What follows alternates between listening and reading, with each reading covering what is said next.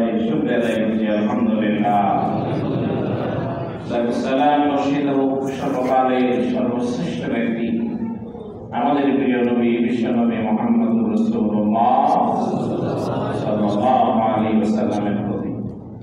সাহাবায়ে কেরামের জান্নাতের সুউচ্চ মর্যাদা, শুহাদাদের শাহাদাতের কবুলিয়ত আল্লাহ তাআলার কাছে কামনা করছি, আল্লাহ যেন কবুল করেন, বলে আমিন। আমরা আপনাদের সামনে একজন ব্যক্তির ব্যাপারে আলোচনা করছিলাম, তিনি হচ্ছেন হযরত লোকমান আলাইহিস সালাম। তিনি তার ছেলেকে কি উপদেশ দিয়েছেন? ছেলেকে দেওয়া উপদেশ আল্লাহ কোরআনের আয়াত বানিয়ে নাযিল করেছেন। সুবহানাল্লাহ। নিঃসন্দেহে এতে আমাদের জন্য অনেক শিক্ষণীয় বিষয় আছে।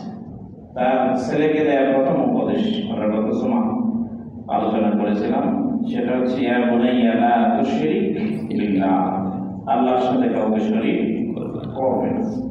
আমরা বলেছিলাম মনে থাকার কথা, যত ভালো আমলই থাকুক, আমল নামায় যদি শিরক থাকে জান্নাতে যাওয়ার কোনো সম্ভাবনা নাই। শিরকের গুনাহ আল্লাহ ক্ষমা করেন না। ক্ষমার একটা প্রক্রিয়া, সেটা হলো মৃত্যুর আগে দুনিয়া থেকে তাওবা করে আল্লাহর কাছ থেকে ক্ষমা নিতে হবে। শিরক নিয়ে যদি মারা যায়, শিরক নিয়ে যদি কেউ কবরে যায়, আল্লাহ তাআলা আগেই জানিয়ে দিয়েছেন যে এই গুনাহ হাসরের দিন আল্লাহ ক্ষমা করবেন না।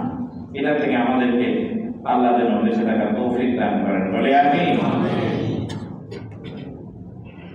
হযরত লোকমান আলাইহিস সালাম ছেলেকে বুঝাইলেন, উপদেশ দিলেন, শিরক করবা না। ইন্না শিরকা লাযুলমুন আযীম, এটা অনেক বড় অপরাধ, বড় জুলুম। এবার আল্লাহ রাব্বুল আলামিন হযরত লোকমান যেহেতু রবের সাথে পরিচয় করায় দিয়েছেন ছেলেকে, রবের হকের ব্যাপারে ছেলেকে সচেতন করিয়েছেন। এবার আল্লাহ রাব্বুল আলামিন পৃথিবীর সমস্ত মানুষদের বলছেন, ওয়াসাইনাল ইনসানা বিওয়ালিদাইহি, আমি মানব জাতিকে, সব মানুষকে তার পিতা মাতার সাথে ভালো ব্যবহারের জন্য আদেশ দিয়েছি। حملته أمه وهنا على وهن وفصاله في عامين أن اشكر لي ولوالديك حملته أمه وهنا على وهن, কষ্ট করে তার মা তাকে গর্ভে ধারণ করেছে। প্রিয় ভাই আমার, আমরা বুঝতে কষ্ট হয়েছে, বুঝতে পারিনি ভালোভাবে মা কেমন করে সন্তানকে কত কষ্ট করে গর্ভে ধারণ করে। নিজের সন্তান হওয়ার সময় বোঝা যায় যে মা আসলে কত কষ্ট করে। মা খেতে বসেছে, সন্তান পেটে গুঁতো দিয়েছে, লাথি মেরেছে, আর খাওয়া হয়নি, বাকি খাওয়া মা বাপ দিয়েছে। পেটে থাকা অবস্থায় বহু ধরনের কষ্ট দিয়েছে। ডান পাশে শুয়েছে, শুইতে পারে নাই, ব্যথা লাগে।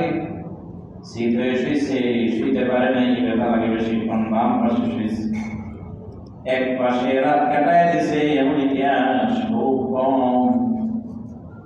মায়েরাই কষ্ট করেছে। শুধু তাই নয়, প্রসব বেদনায় মায়েরা অনেক কষ্ট করেছে।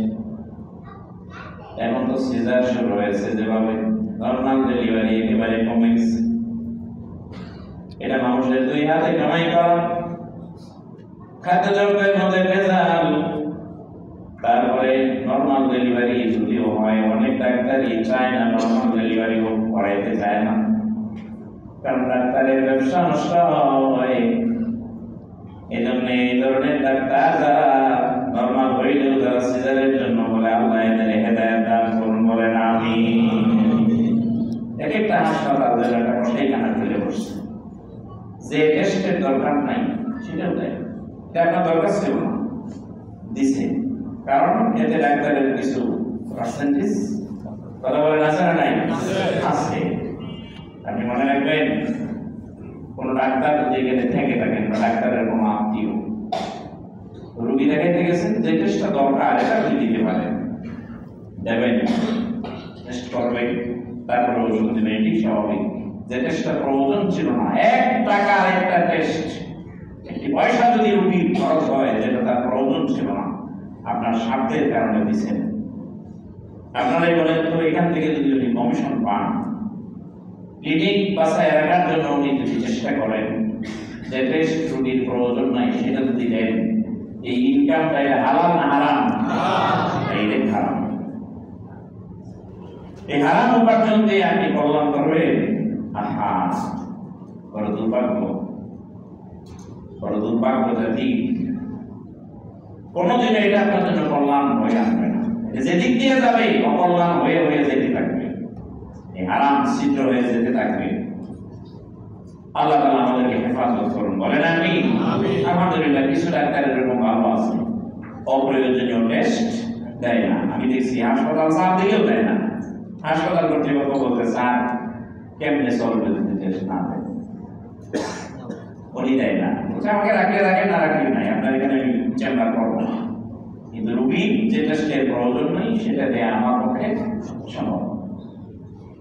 তাকওয়াদারি ডাক্তার, আল্লাহ যেন সব ডাক্তারদের দিলের মধ্যে জাহান্নামের ভয় তাকওয়া আল্লাহ যেন তৈরি করে দেন, বলেন আমিন। এই ভাই আমার বলছিলাম এটা সৃষ্টি জগতের নিয়ম না। অনেক প্রাণী জগৎ আছে, পশুরা আছে, ওইখানে তো সিজারের প্রয়োজন হয় না, সব নরমালি হয়। বুঝলাম মানুষে বেশি ভেজাল খায়, তার মানে কি 90%-এর উপরে সিজার লাগবে নাকি? এটা তো আসলে অসম্ভব ব্যাপার। আমরা তো এমন ঘটনা শুনি, এই তো পার্শ্ববর্তী দেশ, পার্শ্ববর্তী জেলা আমাদের নরমালি হয়ে যাবে, ব্যথা শুরু হয়েছে, দীর্ঘক্ষণ ব্যথা থাকার কারণে লোকজন ডাক্তার 100 নমুনা হয়েছে, ক্লিনিকে নিয়ে গেছে। ডাক্তার দেখছে এটা তো নরমালি হয়ে যাবে, বলছে তাড়াতাড়ি ঢোকা নাকি, তাড়াতাড়ি ঢুকে সিজারের জন্য রেডি করছে। রোগীর সেন্স আছে তখন, প্রসব বেদনায় ওটিকে নেওয়ার পরে বাচ্চার মাথা বের হয়ে গেছে অলরেডি। এরপরও শুধুমাত্র টাকার জন্য ডাক্তার তার পেট কেটে সিজার করছে। ওইখানে নার্স যে ছিল সে বলছে শুধু মাথা বের হয় নাই, পুরো বডি বের হওয়ার পরে, প্রসবের পরে তারপরে তার সিজারটা করা হয়েছে। কারণ নর্মাল ডেলিভারিতে ততটা ইনকাম নাই যতটা আপনার সিজার করতে হয়। এই কাজ করে এই ধরনের কিছু লোক, কিছু ক্লিনিক, কিছু ডাক্তার, কিছু নার্স আমাদের দেশে আছে না নাই? এদের উপরে আল্লাহ লানত। স্বাভাবিক থাকলেও বলে যে সমস্যা তো হয়ে গেছে, এটা তো নর্মাল হবে না। আগে থেকে যে ওষুধগুলো দেয় এরকম, যেটা খাইলে নর্মাল ডেলিভারির সম্ভাবনা নাই। প্রিয় ভাইরা আমার, এরপরও সিজারের পরও মা অনেক কষ্ট করেন, যেটা কষ্ট তিনি সহ্য করেন। এই 9 মাসের বেশি সময় পেটে ধরা সন্তান যখন জন্মগ্রহণ করে মা অনেক কষ্ট করেন। মা যখন সন্তানের কান্নার আওয়াজ শুনেন, আল্লাহ তাআলা সিস্টেমটাই এমন করে দিয়েছেন, 9 মাসের পেটে ধরা কষ্ট মা সন্তানের কান্নার আওয়াজ শোনার সাথে সাথে সব ভুলে যায়। এরপরে পিতা মাতা লালন পালন করে, এক্ষেত্রে মায়ের ভূমিকা অনেক বেশি, অনেক বেশি। নিশ্চয়ই ভুলে যাওয়ার কথা নয় আপনাদের। একজন সাহাবী রাসূলুল্লাহর সঙ্গে দাঁড়ায় বলছিলেন, ইয়া রাসূলুল্লাহ, মান হাক্কু বিহুসনি সাহাবাতি, কে আমার ভালো আচরণটা পাওয়ার দিকে কে বেশি হকদার? রাসূল বলেন, উম্মুক, তোমার মা। সাহাবী আবার বলেন, সুম্মা মান, তারপরে কে? রাসূল বলেন, উম্মুক, তোমার মা। আবার বলল, সুম্মা মান, তারপরে কে? রাসূল বলেন, উম্মুক, তোমার মা। চতুর্থবারে সাহাবী আবার জিজ্ঞেস করলেন, সুম্মা মান, তারপরে কে? রাসূল বলেন, আবুক, তোমার পিতা। তাহলে আগে মায়ের কথা বলছেন রাসূলুল্লাহ কয়বার? ও ভাই, আমার কারণ আছে। মা খেপে বসে যে সন্তান বাথরুম করে দিয়েছে, যেখানে পায়খানা করছে ওটাও পরিষ্কার করে, এরপরে শ্বশুর করায় বাচ্চাকে, খাবারের কথা মনে নাই, এরপরে অনেকক্ষণ পরে যায় বাকি খাবার মায়ে খায়। পুরুষকে আল্লাহ তাআলা এই ধরনের শক্তি দেন নাই। এটা হয় না অনেক সময়, কখনো কখনো হয়তো অনেকেই করেন। সন্তান লালন পালনের জন্য আপনি চিন্তা করে দেখেন তো, আপনার স্ত্রীর ভূমিকা কি আর আপনার ভূমিকা কি?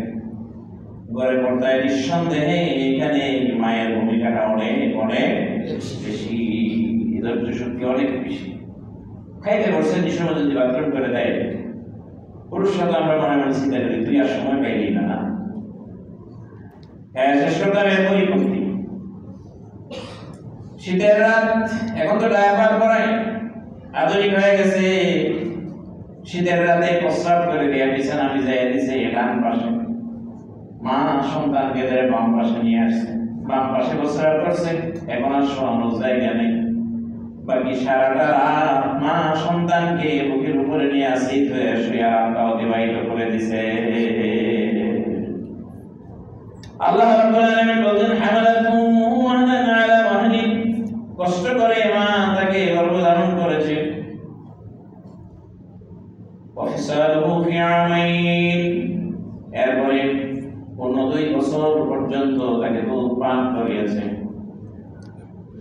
এরপরে আল্লাহ রাব্বুল আলামিন কোরআন কারীমে বললেন আনিশকুরলি ওয়া লিওয়ালিদাইহি, সব মানুষ যেন আমার এবং তার পিতামাতার শুকর আদায় করে। আমাদেরকে সৃষ্টি করেছেন কে? আল্লাহ। আল্লাহ অস্তিত্ব থেকে আমাদেরকে অস্তিত্ব দিয়েছেন। কি প্রয়োজন ছিল মানুষ বানানোর? তাই বানাইছেন মানুষ সৃষ্টির সেরা জীব। এরপরে আমাদেরকে বাংলাদেশের মতো ইসলাম বহুল একটি জায়গায় আল্লাহ আমাদেরকে প্রেরণ করেছেন। কোন যুগে? সর্বশ্রেষ্ঠ নবী মুহাম্মদ রাসূলুল্লাহ সাল্লাল্লাহু আলাইহি ওয়াসাল্লাম। কোরআনের মতো একটা কিতাব, সর্বশ্রেষ্ঠ একটা নিয়ামতের কিতাব আল্লাহ দিয়েছেন। মুহাম্মদ সাল্লাল্লাহু আলাইহি ওয়াসাল্লামের মতো একজন রাসূল আমাদেরকে দিয়েছেন। জ্ঞান দিয়েছেন, বুদ্ধি দিয়েছেন, বিবেক দিয়েছেন, কি দেন নাই? আল্লাহ কোরআনে বলছেন ইন তাউদ্দু নি'মাতাল্লাহি লা তুহসুহা, আল্লাহর নিয়ামত যদি তুমি গুনতে শুরু করো গুণে শেষ করতে পারবা না। আল্লাহ রাব্বুল আলামিন ওয়াইন জাহাদাকা আলা আন তুশরিকা বিমা লাইসা লাকা ওয়াফিসালুহু ফি আমাইন আনিশকুর লি ওয়া লিওয়ালিদাইক ইলাইয়াল মাসীর। আল্লাহ শেষে একটা ধমক দিয়ে দিলেন, পিতামাতার সাথে ভালো ব্যবহার করবি, ইলাইয়াল মাসীর, না হয় কিন্তু আমার কাছে আশা লাগবে, যখন আসবা আমার কাছে পিতামাতার সাথে খারাপ ব্যবহার করে ভালো ব্যবহার না করে জেনে রেখো আমি আল্লাহর কাছ থেকেও তুমি ভালো ব্যবহার পাবা না। ভাইরা আপনারা জানেন আল্লাহ নবী বিশ্ব নবী মুহাম্মদ সাল্লাল্লাহু আলাইহি ওয়াসাল্লাম বলেন লা তাদখুলুল জান্নাতা, পিতামাতার অবাধ্য সন্তান ন্যায়সঙ্গত কারণে পিতামাতার সাথে দুর্ব্যবহার করেছে, এর ন্যায়সঙ্গত কোনো কারণ ছিল না, ভালো ব্যবহার করে নাই, খারাপ ব্যবহার করেছে, পিতামাতা কষ্ট পেয়েছে। রাসূলুল্লাহ বলেন পিতামাতাকে কষ্ট দেয় এমন কোন সন্তান আল্লাহর জান্নাতে প্রবেশ করবে না। জান্নাত বানাইছেন কে? আল্লাহ। জাহান্নাম বানাইছেন কে? আল্লাহ। বানানোর পরে আবার বলছেন এটা বুঝে পিতামাতার সাথে খারাপ ব্যবহার করলে কিন্তু আমার জান্নাত পাইবা না। আল্লাহ নবী বলেন জান্নাতের মাঝখানে বড় দরজাটার নাম হলো তোমার পিতা।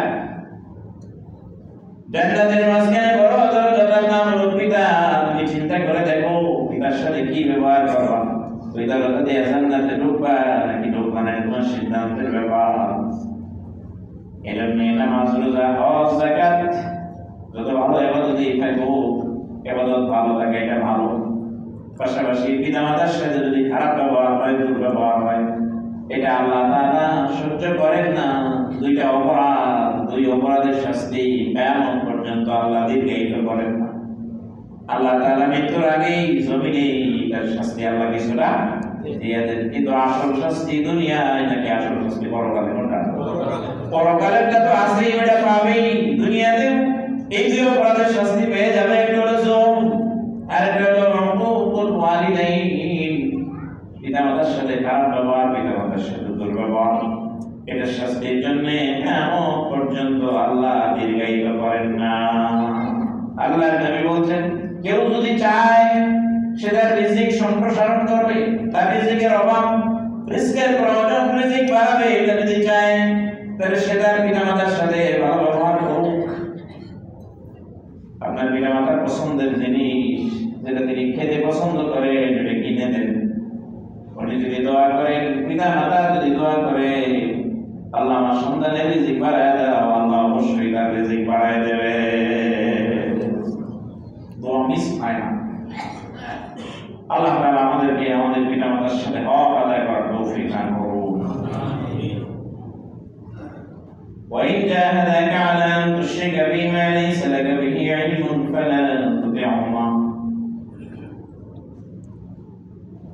وصاحبهما في الدنيا معروفا واتبع سبيل من أناب إلي ثم إلي مرجعكم فينبئكم بما كنتم تعملون। রাসূলুল্লাহর একজন সাহাবী ছিলেন এমন, যিনি ইসলাম গ্রহণ করলেন, ফ্যামিলি ছিল মুশরিক। ইসলাম গ্রহণের পরে মা বেঁকে বসলেন। তার পিতা ছিলেন না, পিতা ইন্তেকাল করেছেন। মা তাকে আদর যত্ন করে লালন পালন করেছেন, বড় করেছেন, একমাত্র সন্তান। ওই সন্তান যখন ইসলাম গ্রহণ করেছে, মা মুশরিক, মুহাম্মদ রাসূলুল্লাহর নাম শুনতে গায়ে আগুন জ্বলে গেল। ইসলাম তিনি সহ্য করতে পারলেন না। এবার সন্তানকে তিনি আলটিমেটাম দিলেন, তুমি যদি মুহাম্মদের দ্বীন পরিত্যাগ না করো, ইসলাম থেকে যদি বেরিয়ে না আসো, এই যে আমি বাইরে বসলাম রোদের মধ্যে, প্রচন্ড রোদ, উত্তপ্ত মরুভূমি, বালির উপরে তিনি বসছেন, বসলাম এই জায়গায়, খাবারও না খাবো না, পানিও পান করবো না, খাবারও খাবো না, পানিও পান করবো না, তুমি যদি দ্বীন পরিত্যাগ না করো, পিতামাতার দ্বীনে পিতামাতার ধর্মে যদি ফিরে না আসো, এভাবে আমি মারা যাবো। সাহাবী বিপদে পড়ে গেলেন। উনি তার মাকে খুব ভালোবাসতেন, মাও তাকে ভালোবাসতেন। পিতা মারা যাওয়ার পরে সন্তানের প্রতি মহব্বত থেকে আর চাইলে তিনি অন্য জায়গায় গিয়ে বসতে পারতেন, বসেন নাই।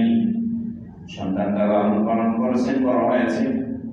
মায়ের একমাত্র অবলম্বন এই সন্তান, সন্তানও মাকে ভালোবাসে। দেখো এখন তো বিপদে বসতে পারবে, এখন যদি মাকে সন্তুষ্ট করতে হয় তাহলে ইসলাম ছেড়ে দিতে হয়, এছাড়া উপায় নেই। কাফেরদের অনেক নেতৃবৃন্দ তাকে বুঝাইতে লাগলো, কেন তোমার নবী তো বলে এবার মার সাথে ভালো ব্যবহার করতে, তাহলে তুমি নবীর কথা শুনে হলেও তো অন্তত তার দ্বীন পরিত্যাগ করে মাকে ঘরে আনা উচিত, খাবার পানীয় দেওয়া উচিত, তিনি যে অনুসরণ করছেন অনুসরণ মানানো উচিত। সাহাবী বিপদে পড়লেন, রাসূলুল্লাহর কাছে গেলেন। আল্লাহ নবী নিজের মনের থেকে বানায়া নবুয়তি জিন্দেগির ভিতরে তিনি একটা কথাও বলেন না। সুবহানাল্লাহ বলবেন না? সংকট তৈরি হয়েছে, কি করবেন? চাইলে মন থেকে বলে দিতে পারতেন না, বলেন। ওহীর অপেক্ষা করেছেন। আল্লাহ তাআলা আয়াত নাযিল করেছেন, ওয়া ইন জাহাদাকা আলা আন তুশরিকা বি মা লাইসা লাকা বিহি ইলম। তোমাকে যদি এমন কাজ করার জন্য বাধ্য করে, শিরক করার জন্য যদি বাধ্য করে, মা লাইসা লাকা বিহি ইলম, যেটা আল্লাহর ইলমে নাই, আল্লাহর জ্ঞানে নেই, আল্লাহ এমন ইলম দেন নাই, ফালা তুতিউহুমা, ওই ক্ষেত্রে কোন অবস্থাতেই পিতামাতার আনুগত্য করা যাবে না। খুব ভালোভাবে বুঝেন, আল্লাহ তাআলা আমাদেরকে ইবাদত করতে বলছেন কার? আল্লাহ। আর ভালো ব্যবহার করতে বলছেন কার সাথে? পিতামাতার সাথে। পিতামাতার ইবাদত করতে আল্লাহ বলেন নাই। পিতামাতা কোনো অন্যায় কথা বলবে, এটা আপনার মানার দরকার নেই। নামাজে আসবেন, কোন কাজ দিয়েছে যেটা করে আসো, নামাজের সময় হয়ে গেছে, আপনি বলেন নামাজ পড়ে এসেছে, নামাজ দেওয়ার দরকার নেই, এক্ষেত্রে আপনি তার কথা শুনবেন না, তার মানে তার সাথে খারাপ ব্যবহার করবেন না। বোঝানোর চেষ্টা করা লাগবে, বুঝাইতে হবে, আল্লাহ ইবাদত করা লাগবে, তার সাথে পিতামাতার সাথে ভালো ব্যবহার করা লাগবে। অনেক সাহাবী ছিলেন এমন, যারা ইসলাম গ্রহণ করেছেন, মা ছিল মুশরিক। যে প্রশ্ন করেছেন, ইয়া রাসূলুল্লাহ, আমরা যারা ইসলাম গ্রহণ করেছি, মুশরিক মা বাবার সাথে কি ব্যবহার করব?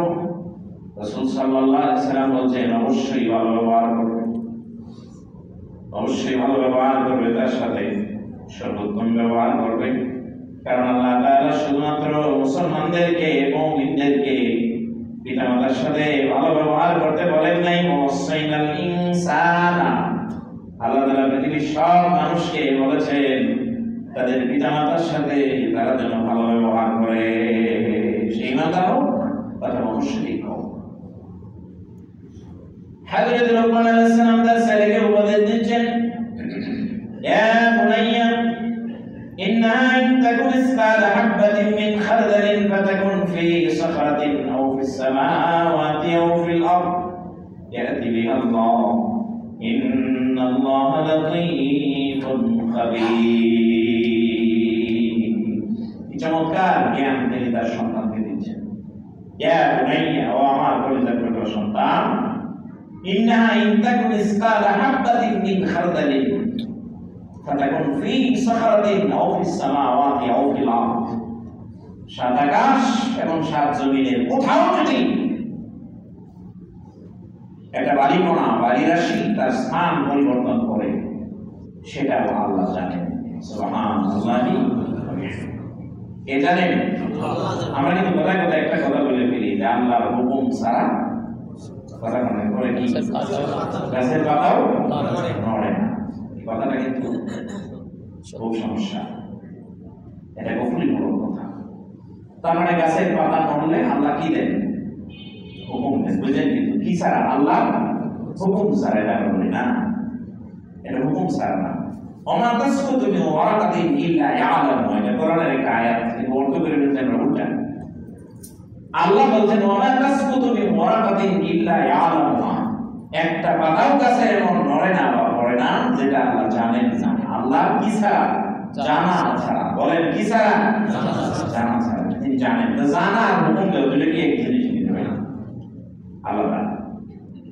যদি এটা বলা হয় যে আল্লাহর হুকুম ছাড়া গাছের পাতা নড়ে না, তাহলে চুরি করার হুকুম দেন না। নাউযু বিল্লাহি মিন যালিক। ইন্নাল্লাহা ইয়া'মুরু বিল আদল। আল্লাহ তো ন্যায়ের কথা মানুষকে বলেন। ডাকাতকে তিনি ডাকাতি করতে বলেন না, চোরকে চুরি করতে। একটা সম্প্রদায় আছে জাবরিয়া সম্প্রদায়, অবশ্যই এটা নাই, আমরা আকীদার কিতাবে পড়েছি। জাবরিয়া সম্প্রদায় আছে যারা বলে যে যেমনি নাসাও তেমনি নাসি পুতুলের দোষ, এটা তাদের মূলনীতি। চুরি করে তুমি হুকুম দিছো এই যে এটা বলেন যে তোমার দেখছই তো তুমি চুরি করছো, তাহলে হ্যাঁ দোষ কি? তুমি তার শক্তি দিছো, চুরি করছো। চুরির সময় যদি তুমি তার অপমান করে দিতে তাহলে তো চুরি করতে পারবো। তাহলে যে চুরি করছে তার দোষ নাই, যে ডাকাতি করছে তার দোষ নাই। এটা জাবরিয়া সম্প্রদায়ের মত, এটা কুফরি মতবাদ। আল্লাহ আমাদেরকে হেফাজত করেন, বলে আমিন। তাহলে আমরা এটা বলবো না যে একটা আল্লাহর হুকুম ছাড়া গাছের পাতা নড়ে না, এটা বলবো না, বরং আল্লাহর জানা ছাড়া একটি গাছের পাতাও নড়ে না। হযরত লুকমান তার ছেলেকে বলছেন, ইন্না ইন তাকুন মিসকালা হাববাতিন মিন খারদালিন ফাতাকুন ফি সাখরাতিন ফিস সামাওয়াতি ওয়া ফিল আরদ। আকাশ এবং জমিনে কোথায় একটা বালিকণা, বালিরাশি, ছোট্ট একটা প্রাণী, একেবারে ছোট, যেটা খালি চোখে দেখা যায় না, এটা যে তার পা নাড়ায়, এটা যে জিহ্বা চাটে, এটা যে খাবার খায়, এটা যে স্থান পরিবর্তন করে, কেউ না জানুক, একজন জানেন, তিনি কে? এরপরে এই অনুভূতি কেন? এই অনুভূতি যদি কারো থাকে তাহলে দুনিয়ায় তাকে দিয়া কোনো অপরাধ করা সম্ভব না, সম্ভব হবে না। প্রিয় ভাইরা আমার, সিসি ক্যামেরা দেওয়ার কারণে অপরাধ প্রবণতা কমে যায়, অপরাধ কমে গেছে। দোকানে সিসি ক্যামেরা দেওয়া আছে, চুরি করলে হিসাব করে যে বিপদ আছে। এই জন্য আমরা দেখছি বিভিন্ন জায়গায় ইউটিউবে দেখা যায় মাঝে মাঝে চোর ঢুকছে দোকানে, ঢুকে আগে দেখি কোনো সিসি ক্যামেরা আছে কিনা, থাকে ওইটা আগে ভাঙবে, ডিসকানেক্ট করে, এরপরে চুরি করে, মুখ ঢেকে রাখে যাতে তার মুখটা দেখা না যায়। কোন আল্লাহর ওলির কাছে একজন গেছিলেন হেদায়েতের জন্য, যে আমার কিছু নসিহত করেন। আল্লাহর ওলি তাকে বলছেন যে তোমাকে এই যে কবুতরের বাচ্চা দিলাম একটা, যেখানে আল্লাহ দেখে না এমন জায়গা থেকে এটাকে জবাই করে নিয়ে আসো। ওই লোক সারাদিন ওই কবুতরের বাচ্চা চুরি নিয়ে ঘুরে বেড়াইছে। যে জায়গায় গেছে জবাই করতে চাইছে, বলছে যে এই জায়গায় কেউ না দেখো, কে দেখে? আল্লাহ। এরপরে চুরি আর কবুতরের বাচ্চা ফেরত দিয়ে বলছে একটা জায়গা ওইরকম পাইলাম না যে জায়গায় আল্লাহ দেখে না। তিনি তখন বলছিলেন এই অনুভূতি যদি তোমার ভিতরে থাকে, সব আল্লাহ দেখেন, তাহলে তুমি যে অপরাধ করো ওইটা আল্লাহ দেখেন কি দেখেন না? অবশ্যই তিনি দেখেন। সাবধান, ছেড়ে দাও। এই জন্য হাসরের দিন বিচার করার জন্য কোনো সাক্ষীর প্রয়োজন নাই। সবচেয়ে বড় সাক্ষী কে? আল্লাহ। তিনি সব দেখেছেন, সব তিনি জানেন। হযরত লোকমান আলাইহিস সালাম তিনি একদিন এই উপদেশ দিলেন। এরপরে বলেন ইয়া বুনাইয়া আকিমিস সালাহ, বলেন সুবহানাল্লাহ। কত বছর আগে লোকমান তার ছেলেকে বলতেন ইয়া বুনাইয়া আকিমিস সালাহ, তুমি নামাজটা কায়েম করবা, নামাজটা যথাযথভাবে কায়েম করবা। আপনি আপনার সন্তানকে নামাজের জন্য অবশ্যই আদেশ দেওয়া লাগবে। রাসূলুল্লাহ হাদিস মুরু আওলাদাকুম বিস সালাত ওয়া হুম আবনাউ 7 সিনিন, সন্তানকে নামাজের জন্য আদেশ দাও। কয় বছর হইলে? 7 বছর। মনে রাখবেন, কয় বছর? 7 বছর হইলে কি কেউ বালেগ হয় নাকি? কথা বলেন, বালেগ হয় না? হয় না, একজনও হয় না। 7 বছর হইলে বালেগ হইবে। আমরা তো জানি মুকাদ্দাম বিশ সালাম, শরীয়ত প্রযোজ্য হয় বালেগ হইলে পরে। বালেগ না হইলে তো তার আমল হয়নি, খাতাই নেই, কিছুই লেখা হয় না। আসবি হাত্তা ইয়াহতালিমা রুফিআল কালামু আনিস সালিস, 3 জনের আমলনামা থেকে কলম উঠায় নেওয়া হয়েছে, কিছুই লেখা হয় না। তারে আসবি হাত্তা ইয়াহতালিমা, বালেগ না হওয়া পর্যন্ত নাবালেগের আমলনামা কিছু লেখা হয় না। আর নাইম হাত্তা ইস্তাইকাযা, ঘুমন্ত ব্যক্তি জাগ্রত হওয়ার আগ পর্যন্ত তার আমলনামা কিছুই লেখা হয় না। আসবারা হাত্তা ইয়াকিলা, পাগল ব্যক্তি তার জ্ঞান ফিরে না আসা পর্যন্ত তার আমলনামা কিছুই লেখা হয় না। ও ভাই, আমার 7 বছর হলে বালেগ হয় না এটা নিশ্চিত, পৃথিবীর কোনো প্রান্তেই না। 7 বছর হইলে পরে বালেগ হয় না, কিন্তু 7 বছর হইলে নামাজের জন্য সন্তানকে আদেশ দেওয়া পিতামাতার উপরে ফরজ। 7 বছরে সন্তানের উপরে নামাজ ফরজ হয় না, কিন্তু পিতামাতার উপরে সন্তানকে নামাজের জন্য আদেশ দেওয়া ফরজ। রাসূলুল্লাহ বলেন মুরু আওলাদাকুম, মুরু আমরের সিগা, মুরু আওলাদাকুম বিস সালাত ওয়া হুম আবনাউ 7 সিনিন, 7 বছর হইলে পরে সন্তানকে নামাজের জন্য আদেশ দাও। ওয়াদরিবুহুম আলাইহা ওয়া হুম আবনাউ 10 সিনিন, 10 বছর হয়ে গেলে নামাজ না পড়লে এই জন্য তাকে পিটাও, প্রয়োজনে প্রহার করো, প্রয়োজনে মারো, নামাজ পড়াইতে হবে তাকে দিয়া। তাহলে কয় বছর হইলে মারবে? 10 বছর। আর আদেশ দিলে কয় বছরে? 7 বছর। 7 বছরে আদেশ দিলে এর আগে তো আপনাকে শিখাইতে হবে।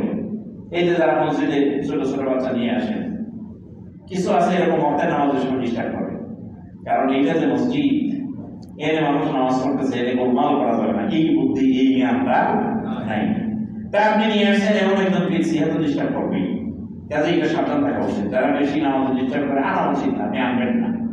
মসজিদে আনার আগে আরেকে না ভাই আপনি তার ওযু শিখাবেন, যেভাবে ওযুটা করতে হয়। তো ওযু ছাড়াই আর মসজিদে নিয়ে এসেছেন প্রথমে, ওই লোকই আসল শিক্ষাটাই তো আপনি দেন নাই। এরে আপনি শিখাইতেছেন এটা যে ওযু ছাড়াও নামাজ পড়া যায়, তো শিক্ষা পাওয়া যাবে ওইটা। এক্ষেত্রে অনেক মুস্তাহিদগণ অনেক ব্যাখ্যা দিয়েছেন। অধিকাংশের মত হচ্ছে 7 বছর হইলে আপনি মসজিদে নিয়ে আসবেন, কারণ তখন নামাজের জন্য আদেশ দেওয়া কি হয়েছে? ফরজ হয়েছে। তার আগে ওযু শিখাবেন, এটা একটা দায়িত্ব।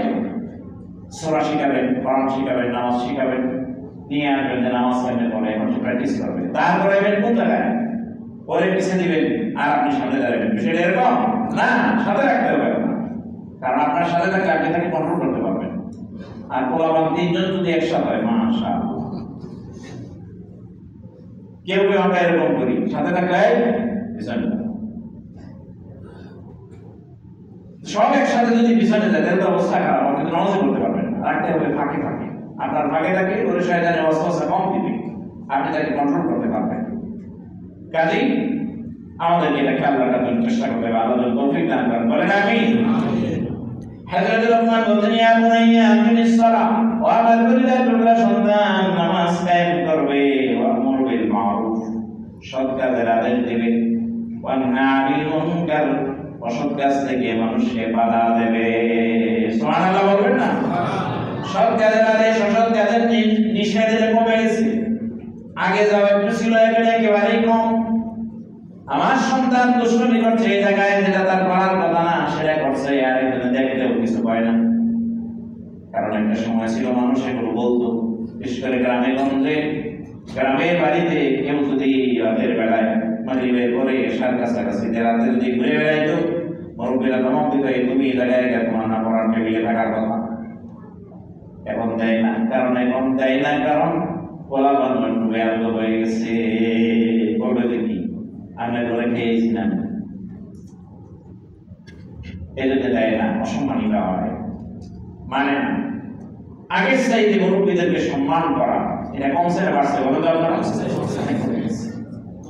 রাসূলুল্লাহ বলছেন, মাল্লাম ইয়ারহাম সাগীরানা, ছোটদেরকে যে ব্যক্তি রহম করে না, ওয়ালাম ইউআক্কির কাবীরানা, বড়দের যে সম্মান করে না, ফালাইসা মিন্না, হ্যাঁ আমার উম্মতের ভিতরেই নাই। হাদিস কিন্তু অনেক কঠিন অর্থ বহন করে।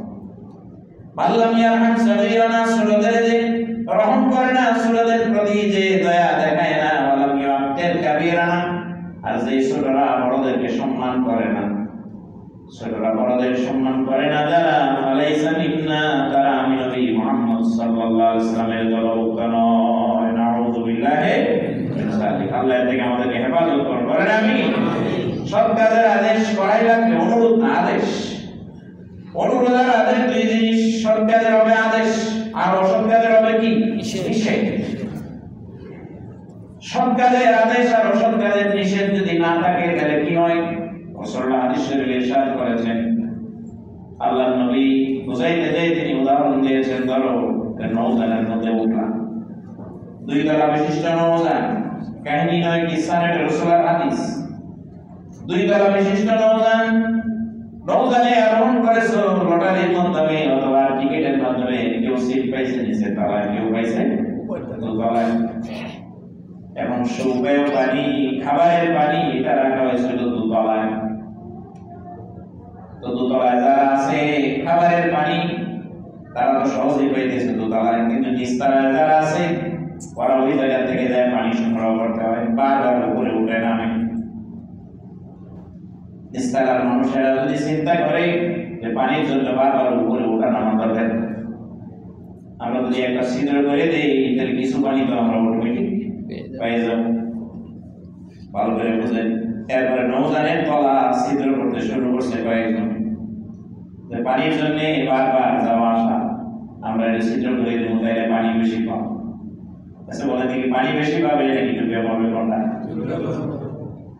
নিচতলার মানুষেরা ছিদ্র করতেছে। আচ্ছা বলেন এই কাজে বাধা দেবে কারা? নিচতলার মানুষ না দোতলার মানুষ? না, দোতলার মানুষ। খালি নিচতলার বাধা দিবে যে আমরা ডুবে যাবো, দোতলার বলবে ডুবলে তো আর আমরা বেঁচে যাবো। বিষয়টা এরকম, ডুবলে সব। আল্লাহ নবী বলছেন বাধা দিবে সবাই, কারণ ডুবলে একতলা লোক ডুববে না, শুধু নিচতলা ডুববে না। নৌযান যদি ডুবে তাহলে 2 তলা শুদ্ধই ডুববে। রাসূলুল্লাহ সিদ্ধান্ত দিলেন এটা অসৎ কাজের বাধা যদি না দেয়, অসৎ কাজের জন্য অনুরোধ না, নিষেধ, এটা করতে পারবা না। সৎ কাজের আদেশ আর অসৎ কাজের নিষেধের জন্য বৃহত্তর শক্তি হচ্ছে সরকার, সরকারি শক্তি। তারা যদি কোনো জিনিস বাধা দেয়, কোনো মানুষের করার কোনো সুযোগ নাই। আর কোনো জিনিস যদি করার অনুমতি দেয়, ওইটা ফেরানোর সুযোগ থাকে না। সামষ্টিকভাবে সমাজে তো হবেই, ব্যক্তিগতভাবে হবে, পরিবারে আপনার পক্ষ থেকে হবে, কিন্তু খেয়াল রাখা লাগবে সৎ কাজের আদেশ এবং অসৎ কাজের নিষেধ এটা যদি বন্ধ হয়ে যায় তাহলে ধ্বংস অনিবার্য। এই দৃষ্টান্তটা দিয়ে রাসূল বুঝাইলেন, যারা করবে না তারা ধ্বংস হবে, ধ্বংস তাদের জন্য অনিবার্য। আল্লাহ ধ্বংস থেকে আমাদেরকে হেফাজত করুন, বলেন আমিন। লোকমান তার ছেলেকে বলছেন নামাজ কায়েম করবে, সৎ কাজের আদেশ দেবে আর অসৎ কাজ থেকে বাধা দেবে। অসৎ কাজে বাধা দিলে অসৎ ব্যক্তিরা সংগঠিত হয়ে গোলমাল সৃষ্টি করার সম্ভাবনা আছে না নাই? আছে। বিপদে পড়া লাগতে পারে। হযরত লোকমান বলছেন ওয়াসবির আলা মা আসাবাক, তোমার উপরে যখন বিপদ আসবে তখন সবর অবলম্বন করবা, ধৈর্য ধরবা। ওয়াসবির আলা মা আসাবাক ইন্না যালিকা মিন আজমিল উমুর। চমৎকার কথা তিনি বলেছেন। অসৎ কাজে বাধা দিলে, সৎ কাজের আদেশ দিয়ে, যখন তোমার উপরে বিপদ আসবে, মুসিবত আসবে, ওয়াসবির, তখন কি করবে? ধৈর্য ধারণ করবে, সবর অবলম্বন করবে। আলা মা আসাবাক ওয়াসবির আলা মা আসাবাক ইন্না যালিকা মিন আজমিল উমুর, এটা একটা কঠিন অবস্থা যখন তৈরি হয় মানুষের মধ্যে, মানুষ বিপদে ধৈর্য ধারণ করে থাকতে পারে না। ওয়ালা তুসরাইল খাদ্দাকা লিন-নাস, মানুষের সামনে তুমি তোমার কপালকে কুঞ্চিত করবে না। রহমান তার ছেলে বলতেন ওয়ালা তুসরাইল খাদ্দাকা লিন-নাস, গালকে বাঁকাবে না, কুঞ্চিত করবে না। ওয়ালা তামশি ফিল আরদি মারাহা, অহংকার নিয়ে জমিনের উপর দিয়ে হাঁটবে না। হাদিস শরীফে রাসূল সাল্লাল্লাহু আলাইহি ওয়াসাল্লাম বলেন আল কিবরিয়াউ ইরাদি, আল কিবরিয়াউ ইরাদি, অহংকার হচ্ছে আল্লাহর চাদর। ওয়াল আজমাতু ইজারি, আর বড়ত্ব হচ্ছে আল্লাহর লঙ্গি। ভালো করে বুঝেন, অহংকার কার চাদর? আল্লাহর চাদর। বড়ত্ব কার লঙ্গি? আল্লাহর লঙ্গি। যে ব্যক্তি অহংকার করে বড়ত্ব দেখায় সে যেন আল্লাহর চাদর আর লঙ্গি নিয়ে যেন টানাটানি করে। নাউযু বিল্লাহি। কিছু অহংকার দেখাবে, আপনি অনেক ভালো বলেন, ভালো জানেন, অনেক ভালো জ্ঞান আপনার, অনর্গল ইংলিশে কথা বলতে পারেন।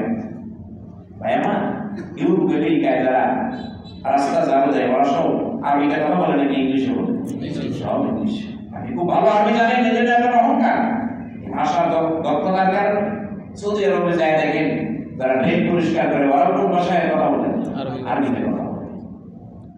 ভাষার অহংকার, জ্ঞানের অহংকার, এরপরে বিশেষ করে হলো ক্ষমতার অহংকার। আল্লাহ অহংকার করতে নিষেধ করেছেন। এক সময়ে যারা বিশাল ক্ষমতাধর, চিত্র পাল্টায় গেলে পালানোর জায়গাও খুঁজে পায় না। ঠিক না বেটি? এই যে দেখছেন গত রাতে আপনার মতো দেখার কথা যে ডিবি হারুনকে দেখা গেছে, হাজার হাজার মানুষ দূর রয়েছে চারদিকে, যৌথ বাহিনী, সেনাবাহিনী সহ অভিযান পরিচালনার পরে বলছে যে না, আসলে এই জায়গায় নাই। হয়তো যে দেখছিল আমি মনে করছে যে এনে আছে, এরকম দেখা গেছে তার মতো একজন, অথবা হ্যাঁ মনে মনে মনে বুঝতেছে এর যদি পাওয়া যায়। কিছু মানুষ তো এরকম বুঝতে আছে, ও কথা বলেন আছে না নাই? তাদের উপরে জুলুম করছে, কিছু মানুষ বুঝতেছে না, জায়গা মতো পাইলে জনের হিসাব বুঝাই দিবে। ঠিক না বেটি?